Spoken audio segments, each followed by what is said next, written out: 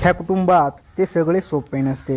काकूचं काय, ती रोज काकांकडून तिला काही टेन्शन नव्हते, पण माझा दिवस रात्र काकूंच्या भोवती फिरत जायचा. अखेर ती संधी आली. एकदा काका 5 दिवसांसाठी व्यवसायाच्या कामानिमित्त बाहेर गेले होते. तर काकू आईला म्हणाली, प्रीतम कुठे आहे? त्याचे काका बाहेर गेले आहेत आणि मला एकटी झोपायला भीती वाटते. काही प्रॉब्लेम नसेल तर मी त्याला माझ्या खोलीत झोपवू का? नमस्कार मित्रांनो, माझे नाव प्रीतम आहे. मी नॉर्मल फिट मुलगा आहे. मी मुंबई इथे राहतो. हिरोईन सारखी सुंदर दिसणारी माझी मावशी, तिचे नाव दीपाली आहे. ही गोष्ट 7 वर्षापूर्वीची आहे. मित्रांनो, मी 12वीत असताना हा प्रकार घडला होता. त्यावेळी मी खूप स्टोरी आणि व्हिडिओ बघायचो आणि विचार करायचो की मला कधी ते संधी मिळेल. माझ्या मैत्रिणी नव्हत्या असे नाही, पण मी अशा गोष्टीत खूप अडाणी होतो. मला कधी मुलीला त्या पातळीवर आणता आले नाही. स्टोरी आणि व्हिडिओ पाहून खूप मजा येत असायची. त्या वयात प्रत्येक मुलीसोबत हे घडत असते. जास्त वेळ न घेता मी कथेकडे येतो. माझे संयुक्त कुटुंब आहे. माझ्या घरातले सगळे मस्त होते. काकांचे नुकतेच लग्न झाले होते. माझी काकू खूप सुंदर होती. एखाद्या हिरोनीपेक्षा ती कमी नव्हती. पण काकूकडे मी कधीच वाईट नजरेने पाहिले नव्हते. माझी काकू आणि काका खूप ते करायचे. माझ्या काकूने मला नंतर ही गोष्ट सांगितली, मावशी इतकी सुंदर आहे आणि काका त्यांच्यासमोर काहीच नाहीत. हे माझ्या नेहमी लक्षात यायचे. माझी मावशी माझ्याशी खूप विनोद करायची. माझी मावशी मला नेहमी माझ्या मैत्रिणीबद्दल विचारत असायची. मी म्हणायचो मला खरंच जीएफ नाही. मग ती म्हणायची, चल खोटारड्या, माझ्याशी खोटे बोलू नको.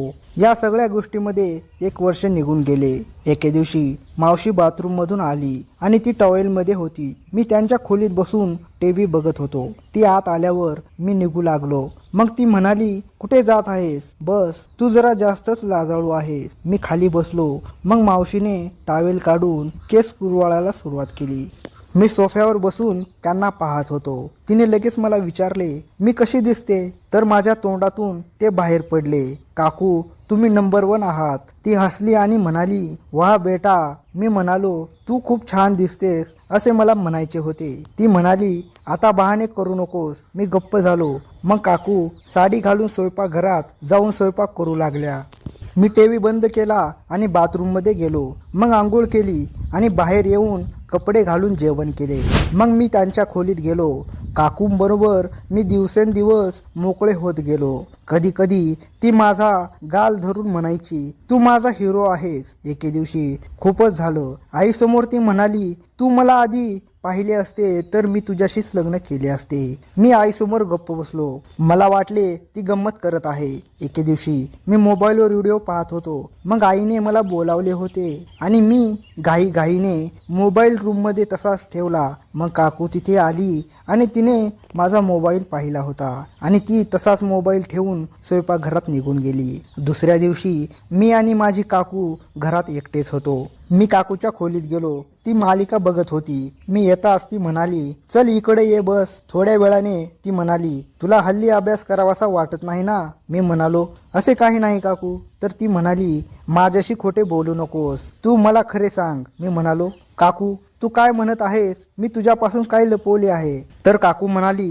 तुला जीएफ नाही असे तू माझ्याशी खोटे का बोललास? मी म्हणालो, शपथ मला कोणी जीएफ नाही. आता मी कसे पटवून देऊ? तर ती म्हणाली, ठीक आहे, मग तू ते व्हिडिओ का बघत होतोस? मी गप्प झालो. मग ती म्हणाली, मी तुझा फोन पाहिला आहे. मी म्हणालो, काकू चुकून ते उघडले होते. ती म्हणाली, चांगले चुकून 10-12 व्हिडिओ उघडले होते का? बरं, तुला कोणत्या प्रकारचे व्हिडिओ आवडतात? मी काहीच बोलत नव्हतो. मग काकू म्हणाली, अरे सांग, तुला कशाची लाज वाटते? तू मला तुझी मैत्रीण समजू शकतोस. मी म्हणालो, माझे नशीब इतके चांगले कुठे आहे की माझ्याकडे जीएफ असेल. ती हसली आणि म्हणाली, जर मी तुझी जीएफ असेल तर तू माझ्यासोबत कशा प्रकारे केले असते? मी म्हणालो, प्रेमाने. काकू खूप हसली आणि म्हणाली, का? मी म्हणालो, जर तू इतकी देखणी आहेस तर मी तुला प्रेमानेच करेन.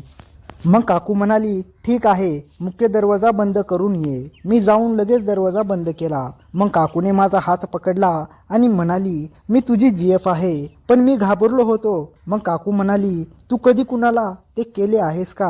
मी म्हणालो नाही. पण तेवढ्यात आई आली. मी दरवाजा उघडला आणि काकू त्यांच्या कामाला लागल्या. संध्याकाळी काकू म्हणाली, हे सगळे कुणाला काही सांगू नकोस. मी म्हणालो ओके काकू. काकू हसली आणि आम्ही दोघेही आपापल्या कामाला लागलो. हे असेच अनेक दिवस चालले. माझ्या आत एक आग लागली होती की जेव्हा मला संधी मिळायची. पण संयुक्त कुटुंबात हे सगळे इतके सोपे नव्हते. काकूचं काय, ती रोज काकांकडून तिला टेन्शन नव्हते.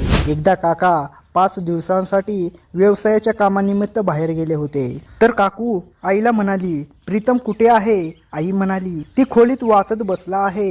काकू म्हणाली, त्याचे काका नाहीत आणि मला एकटी झोपायला भीती वाटत आहे. काही प्रॉब्लेम नसेल तर मी त्याला खोलीत झोपायला घेऊन जाऊ का? आई म्हणाली, तो अभ्यास करत आहे. जेव्हा झोपायचे असेल तेव्हा त्याला बोलव. मी सगळे ऐकतच होतो. माझ्या आनंदाला पाराच उरला नाही. तेव्हापासून मला अजिबात अभ्यास करावासा वाटला नाही. मनातल्या मनात काकूंचा राग येत होता की ती पटकन का मला बोलावत नाहीये. 10 वाजल्यावर काकू आली आणि म्हणाली, प्रीतम राहू दे आता, उद्या अभ्यास कर. चल तू माझ्या खोलीत झोप. आम्ही दोघे खोलीत गेलो.